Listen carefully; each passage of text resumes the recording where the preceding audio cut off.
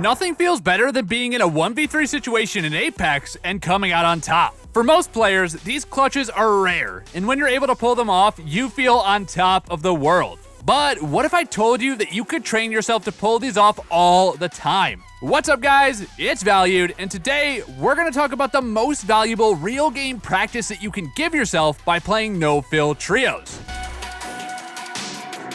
Now, I know, you might be thinking to yourself, why would I purposely go into a match solo in a squads game? Well, the answer to that question is exactly what you think it is, because it's hard. As players looking to improve, we should always be looking for ways to challenge ourselves and get quality practice outside of ranked games or just pubs. While players in normals play the game a lot differently than they do in ranked, one thing you can gain a lot from playing these games is fighting experience. And what better fighting experience is there than constantly being outnumbered and at a disadvantage? We all find ourselves in bad situations so many times in our games of Apex. Usually, if we die in a match, there was an opportunity for someone on your squad to go big and try to clutch up a fight, even in a 1v3. Now, obviously, it's not expected for you to do this, but if you have reps being in these situations over and over again, you'll feel more comfortable as pressure gets put on you, and you'll have a much easier time navigating a losing fight. These no-fill games can be the most valuable practice that you can get in terms of improving your fight awareness, calmness under pressure, and creativity in fights and peeking. And guys, if you really want to see some improvement fast, then make sure to check out ProGuides.com for a coaching session. Our pros know exactly how to dissect your gameplay and show you the best ways to improve. Make sure to check it out in the description below. So, you might be asking, how do I get started? Well, let's say you don't run a lot of no-fill trios, or if you do, you haven't found much success on them. Well, first, we need to talk about what success actually is in this situation. If you're only counting these games as a success if you're taking home the win, that's a pretty tall expectation, especially when you're just starting out. Just because these are normal games doesn't mean you're not running into good players that are trying their best to win the game. In fact, I imagine many of us have seen higher ranked Apex champions in our matches than we have in a lot of our ranked games. And with this in mind, you shouldn't set crazy high expectation for your matches right when you get started. Rather than focusing on winning the game, focus on gaining something out of the game. You should be entering these matches with your improvement in mind and really not care too much if you're taking home the win. Now, obviously, don't get me wrong, you should be trying to win, but you should be more focused on winning a fight in your game. Start small. Don't start off thinking that you're just gonna come out on top of all these players who have teammates while you're trying to do it alone. Instead, set the goal of winning a single fight. We'll talk specifics of how to come out on top in these fights, but first, just know that you can mix up your approach to play no-fill as you get comfortable being alone on the map. Where I would start is by getting comfortable finding a good, safe drop location, grabbing some loot, and then looking to get involved on the map. Starting out with a slower pace to your games will help you get your feel for playing solo, and it'll make you feel more comfortable since you should have time to get good guns and armor. If you find a safe spot, but one that's not too far from the dropship, you should be able to loot up fast and go find a fight with a decent loadout pretty quickly. Just make sure you don't turn this into a loot fest, because I know you guys already know how to pick up items. Feel free to mix up your tactics as you're getting a feel for it. While you really shouldn't hot drop because your success rate's gonna be really low by yourself and can get pretty discouraging pretty fast. But finding a drop with either 1 or 2 squads so you can scrap it out right off drop is another great way to practice. Enemies will have the lowest level evos right off the rip, so you can down someone pretty quickly even by yourself. But keep in mind the same goes for you. But you're gonna have at least 3 guns pointed your way while they only have 1 person shooting at them, which is you.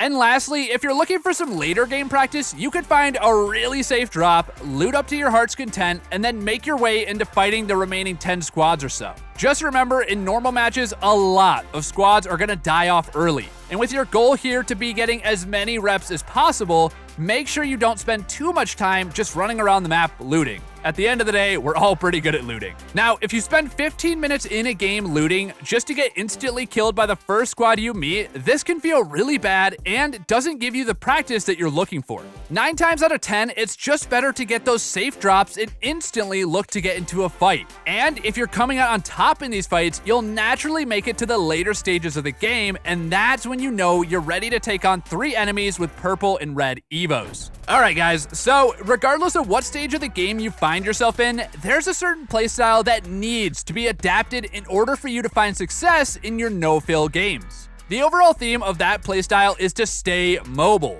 When you're playing alone in a match, there are so many aspects of fights that are going to be different because you don't have any teammates nearby to deal damage, use abilities, or even just take damage from enemy players. When you're a solo, as you might guess, all the focus is going to be on you, so you really need to make sure to stay as elusive as possible. This is where your legend pick becomes a really big deal, as playing legends with a lot of mobility and personal agency is a must. Picks like Octane, Wraith, and Pathfinder are some of the most popular for these games for this very reason. But you can totally play other picks too. Just know if you don't have any built-in mobility, it's going to be a bit harder for you to win fights. And while you shouldn't be looking to run from fights all the time, you need to have mobility to reposition and put space between you and enemies really quickly when you make your presence known. In these games, you have to be playing your life at all times because, as you might guess, you're the only one in the game. If you get knocked, you lose the game. You can't stick in there and pump as much damage knowing that someone will clean up the fight, because there's no one coming to do that. If the enemy lives with 5 HP and you die, that's it. Game over. So, while you should be looking to deal damage anytime it's safe to do so, those windows are much smaller and more precise than if you're in a full squad. This leads me to the biggest mindset that playing in this environment requires and trains you for all of your games, and that is to not get greedy with your peaks. All too often in games, players will have a clear line of sight on an enemy, get some good damage on them, and rather than giving up their angle to find another one or heal up a bit, they get greedy for a knock and actually get knocked themselves. In no-fill trios, you cannot afford to do this. Even more so than in normal matches because you're the only squad member for the enemy to focus. If you find an angle and get some good damage, the second you need to reload, the enemy starts to return fire, or you just feel like you've been there for a few moments, you need to bail on that angle and stay mobile. Whether you try to wrap for a flank, find another angle to put out some damage, or just back up, preparing for the immediate push from the enemy, you cannot overstay your welcome in one spot.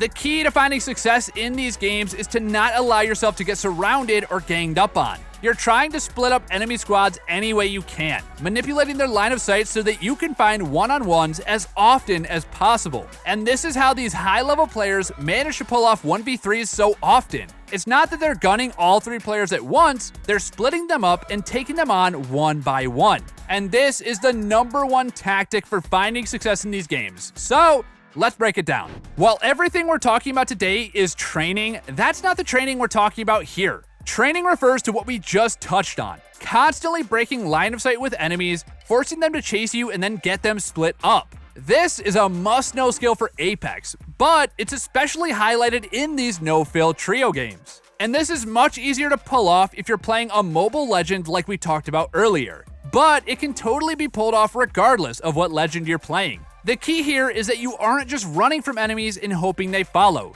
You're constantly changing position, tracking enemies through audio cues, and looking for those small windows where you can get some damage in. This is a great way to get ahead in these fights because it lets you get those one-on-ones that we talked about earlier. It also gives you the chance to catch someone sprinting or mantling and get some free damage or even a much-needed knock to put you one step closer to winning the fight. This is much easier to do if you have a large building or just a lot of cover to manipulate, as if you're in the open, you're just gonna get team shot and die. If you can master one skill during these games that will carry over to your ranked matches and help you become a beast in fights, it's right here. Alrighty guys, if you're already a master of no-fill trios, then make sure to help out the others in the comments with some of your best advice for finding success. And if you're just now adding it to your training regimen, I want to hear how your games are going. It's not easy to find success in these games, so remember guys, don't be hard on yourself. And put a focus on improving, no matter where you find yourself now. As always, it's been valued.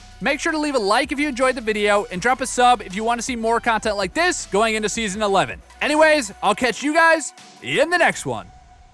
Peace.